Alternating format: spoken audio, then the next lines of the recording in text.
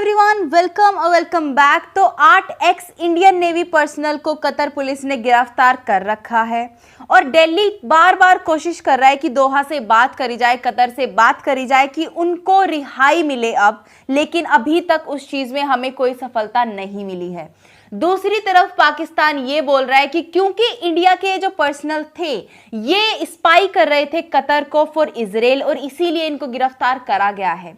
इस बात में कितनी सच्चाई है, एग्जैक्टली क्या रीजंस रहे हैं कि कतर ने इंडियन नेवी पर्सनल्स को गिरफ्तार किया है, डिस्कस करते हैं इस पूरी न्यूज को डिटेल में। But before starting this, please make sure you are subscribe to my channel and please like and share this video. अब आपका फर्स्ट क्वेश्चन होना चाहिए कि जो हमारे आर्मी पर्सनल्स थे वो क्या कर रहे थे कतर में कि उनको गिरफ्तार कर लिया गया। तो मैं आपको बता दूं, Indian navy, Indian army, Indian air force, इनके जो पर्सनल्स रिटायर होते हैं उसके बाद इनको इजीली जॉब मिल जाती है अब्रॉड में भी।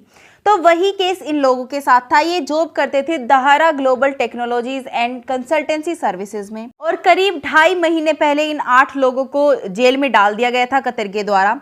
इसी के चलते, क्योंकि बहुत ज्यादा टाइम अब हो चुका है, प्राइम मिनिस्टर और कैबिनेट मिनिस्टर्स को बार बार रिक्वेस्ट जा रही है कि आप प्लीज कुछ एफर्ट लगाइए ताकि वो लोग रिलीज हो सके। जो उनके फैमिली मेंबर्स हैं उनमें भी काफी ज्यादा कंसर्न पैदा हो गया है और वो बोल रहे हैं कि हमें एक सिक्योर रिलीज चाहिए अपने फैमिली मेंबर्स की। एक अजीब बात यह है कि जो कंपनी की वेबसाइट थी जहां पर उनकी सारी इंफॉर्मेशन रहती थी बेसिकली, वो भी अभी डाउन चल रही है। इवन जब आप उस साइट को खोलते हो तो वहां पे लिखा आता है अंडर मेंटेनेंस कमिंग सून। तो बेसिकली ये कोइंसिडेंस भी हो सकता है या फिर कुछ इसका लिंक अगर निकल के आएगा तो वो आगे हमें देखना होगा। बाकी फिलहाल के लिए ये साइट काम नहीं कर रही है।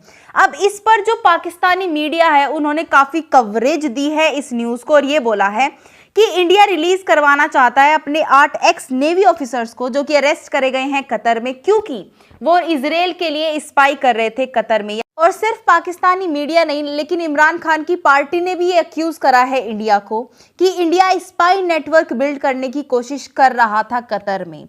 यानी कि जो शिरीन मजारी हैं, ये पाकिस्तान की फॉरवर्ड ह्यूमन राइट्स मिनिस्टर रह चुकी हैं, इमरान खान की काफी क्लोज मेंबर हैं।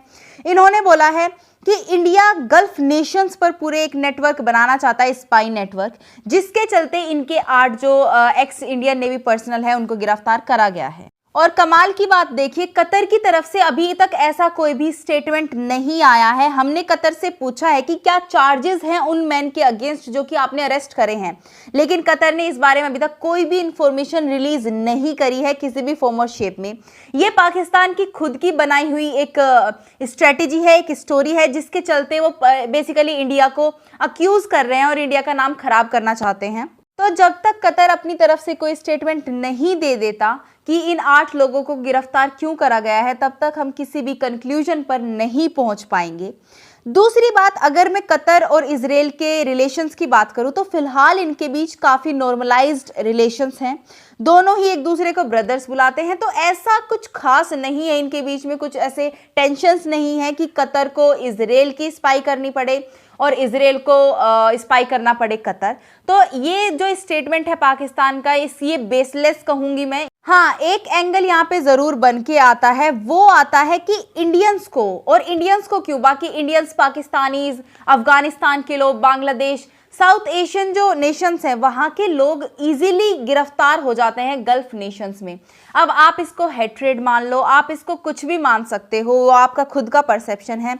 लेकिन अगर मैं डेटा की बात करूं जो गवर्नमेंट ने निकाला था, 8,278 इंडियन प्रिजनर्स अभी फॉरेन जेल्स में हैं, जिनमें से 4,000 से ज्यादा सिर्फ गल्फ कंट्रीज में हैं। तो इससे आप समझ सकते हैं गल्फ कंट्रीज कहीं ना कहीं डिस्क्रिमिनेट करती है इंडियंस में, साउथ एशियंस जो लोग हैं उनमें। इवन बहुत माइनर मिस्टेक्स करने पर भी बहुत हद तक लोगों को जेल में डाल दिया जाता है गल्फ नेशंस में। तो ऐसा कुछ रीजन भी हो सकता है, जब सामने आएगा I will discuss it with you. This was the news for you guys and I will see in the next video. Till then stay happy, healthy and bye.